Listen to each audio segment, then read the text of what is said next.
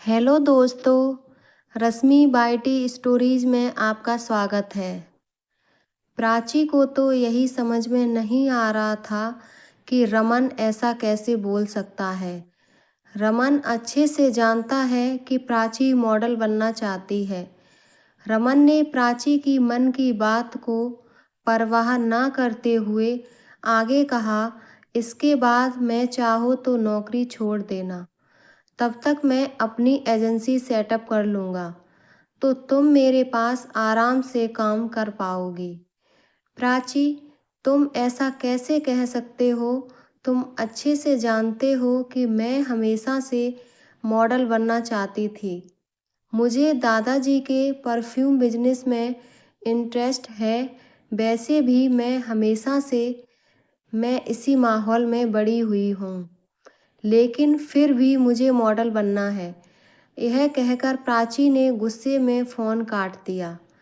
थोड़ी देर के बाद रमन ने उसे दोबारा फ़ोन किया और मना लिया। दरअसल प्राची रमन को इतना प्यार करती थी कि वह उससे ज़्यादा देर के लिए नाराज़ी ही नहीं रह पाती।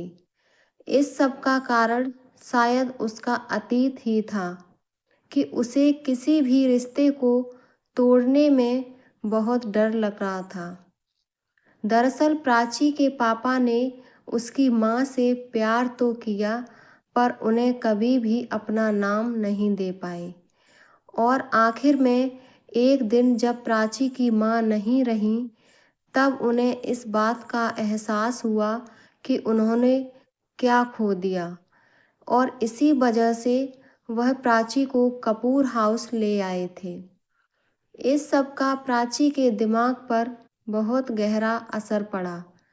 प्राची को जैसे रिश्ते टूटते हुए बर्दाश्त ही नहीं थे, और इसी डर के चलते प्राची ने न कभी किसी से भी कोई शिकायत की और न ही अपना हक मांगा।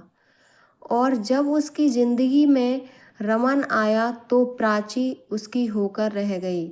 रमन थोड़े ही समय में उसकी ज़िंदगी बन चुका था, और प्राची उसके साथ एक प्यार भरी शादीशुदा ज़िंदगी और एक अच्छा सफल करियर के सपने देखने लग गई थी।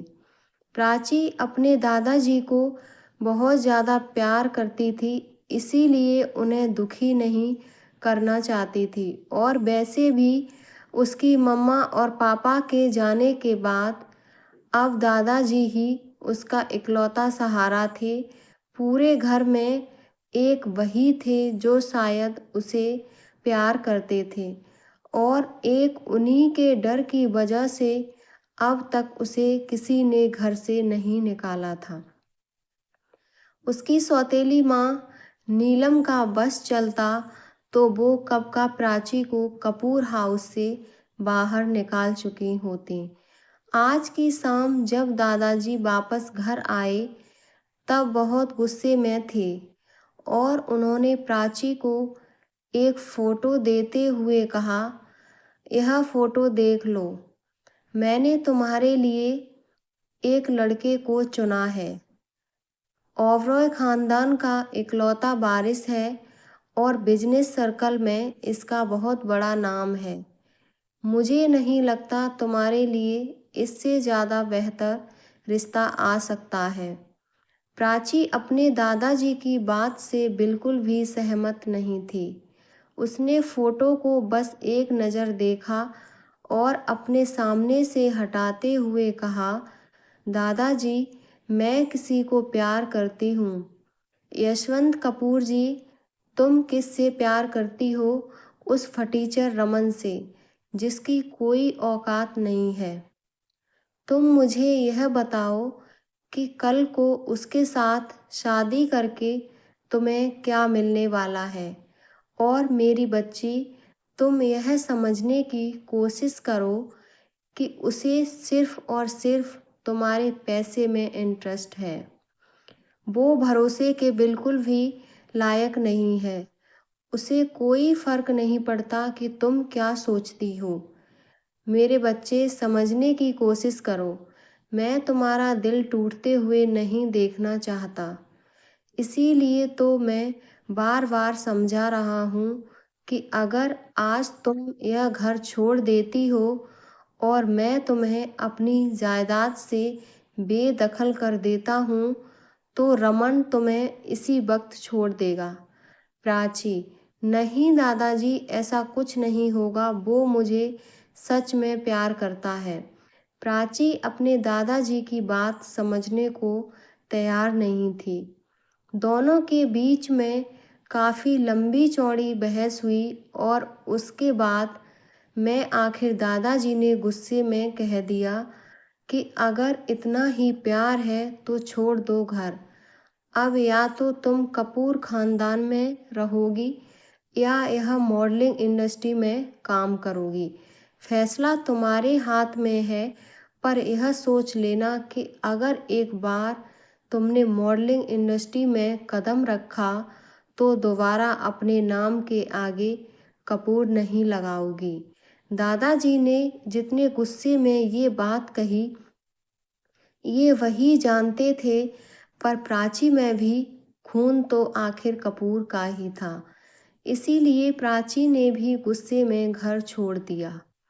वह रमन के साथ जाकर नहीं रहना चाहती थी, इसीलिए कुछ दिनों तक अपनी एक दोस्त के घर में रही और जिन मॉडलिंग कंपनीज से उसे ऑफर आए थे उन्हीं में से एक ड्रीम्स था। प्राची का पहला प्रोजेक्ट में उसे सेकंड लीड का रोल मिला था और उसी एजेंसी की एक मॉडल कालिंदी को मैं लीड का पार्ट करना था। कालिंदी को पूरा यकीन था कि वो प्राची को पूरे एड में कहीं भी नहीं दिखने देगी। इसीलिए कालिंदी ने अपने लिए एक खूबसूरत सा ड्रेस चुना था। वहीं स्टाफ से कहकर प्राची के लिए एक साधारण सी मिनी ड्रेस निकलवाई थी। बैग प्रोडक्शन में सब जानते थे कि ये ड्रेस अच्छी नहीं है और कालिंदी की ड्रेस के समान बहुत फीकी सी लगेगी, पर क्योंकि कालिंदी वह पहले से काम करती थी इसीलिए किसी ने उसके खिलाफ कुछ नहीं कहा। पर जब एड बन के सामने आया तब हर कोई कालिंदी के पीछे खड़ी प्राची की तारीफ कर रहा था, क्योंकि प्राची की हाइट कालिंदी से ज़्यादा थी और उसकी खूबसूरत लेग्स उसकी खूबसूरती में चार चांद लगा रहे थे। कालिंदी ने प्राची को शॉर्ट ड्रेस देकर उसकी खूबसूरत लेग्स को देखने का मौका दे दिया था, जिसकी वजह से प्राची रातों रात कंपनी की पसंद बन चुकी थी। पर प्राची को मिले हुए इस प्रोजेक्ट से उसे साथ वाले लोग खुश नहीं थे। उसके साथ वालों ने उसे बहुत नीचे गिराने की कोशिश की, पर प्राची धीरे धीरे करके अपनी मेहनत और अपनी काबिलियत की दम पर आगे बढ़ती जा रही थी। इधर दूसरी ओर रमन भी अपनी एजेंसी धीरे धीरे सेटअप कर रहा था। प्राची भी समय समय पर ज़रूरत पड़ने पर उसकी मदद कर ही देती थी। प्राची इमोशनली और फाइनेंशियली दोनों तरह से रमन की मदद कर रही थी। मीडिया रिपोर्टर ने जैसे ही प्राची को कार से उतरते हुए देखा, सारे के सारे उसकी फ़ोटो खींचने लग गए और फौरन जाकर उससे सवाल करने लगे। सभी ने रमन की ओर देखकर कहा, आप यहाँ कैसे? आप तो स्टार किंग एंटरटेनमेंट के मालिक रमन हैं ना? तो रमन ने मुस्कुराकर प्राची के गले में हाथ डालते हुए कहा, हाँ मैं वही रमन हूँ और मैं प्राची का मंगेतर हूँ। हम जल्दी ही शादी करने वाले हैं। यह खबर एक बार जैसे ही बाहर निकली, मीडिया हाउसेस में आग की तरह फैल गई। हर कोई अब प्राची और रमन की साथ में फोटो छाप रहा था और लोग उस पोस्ट को बार बार शेयर कर रहे थे। लोगों को वैसे भी मॉडल्स की लाइफ में बहुत इंटरेस्ट होता है और सबसे बड़ी बात यह थी कि इतना खुलकर कोई भी मॉडल कभी भी अपने रिश्ते के बारे में स्वीकार नहीं करती, जितना प्राची ने कर लिया था। खैर, जैसे ही मीडिया ने उनका पीछा छोड़ा, डिनर के लिए दोनों जाकर अपनी रिजर्व टेबल पर बैठ गए। टेबल पर बैठते ही प्राची ने रमन की ओर देखकर कहा, ये रिपोर्ट्स कहाँ से आ गए? रमन बोला, अरे आ भी गए तो क्या फर्क पड़ता है, आ गए तो अच्छा ही हुआ ना, इस बहाने सबको हमारे रिश्ते के बारे में पता चल गया और मुझे थोड़ी फ्री की पब्लिसिटी मिल गई। प्राची बोली, हाँ वो तो ठीक है, पर इतनी जल्दी हमें रिश्ते के बारे में मीडिया को नहीं बताना चाहिए। तुम तो जानते हो, जो मॉडल रिलेशन में हो उसके साथ कोई भी काम नहीं करना चाहता। रमन ने कहा, हाँ वो तो है, पर अब तो हम जल्दी ही शादी भी कर ही लेंगे, तो क्या फर्क पड़ता है। वैसे भी अब मैं तुमसे ज़्यादा दिनों तक दूर नहीं रहना चाहता। मेरे लिए तुमसे दूर रहना एक सजा के बराबर है। इसके बाद रमन ने बड़े प्यार से प्राची का हाथ अपने हाथों में लिया और उससे कहा, प्राची तुम जानती हो ना, मैं तुमसे बहुत प्यार करता हूँ और यह सब कुछ हमारे भविष्य के लिए ही कर रहा हूँ। प्राची ने मुस्कुराकर उसकी ओर देखा और कहा, हाँ मैं जानती हूँ, पर तुम आज ऐसी बातें क्यों कर रहे हो? रमन बोला, प्राची तुम प्लीज़ मुझे गलत मत समझना, पर इस वक्त मेरे पास मेरी कंपनी में कुछ मॉडल्स हैं, पर उनमें से किसी भी नई मॉडल का अभी इतना नाम नहीं है जिसके दम पर मुझे कॉन्ट्रैक्ट मिल सके। मुझे जो भी कॉन्ट्रैक्ट मिल रहे हैं वह छोटे छोटे एजेंसीज और छोटे छोटे काम मिल रहे हैं। पैसा कमाने के लिए बड़ा नाम होना ज़रूरी है और बड़ा ब्रांड और बड़ा नाम किसी बड़े के साथ जुड़ करके ही मिलेगा। और भी मैं जल्दी से जल्दी बहुत सारा पैसा कमा पाऊंगा और हम दोनों जल्दी से शादी कर पाएंगे। रमन जो भी बोल रहा था, प्राची को वह सब कुछ सही लग रहा था।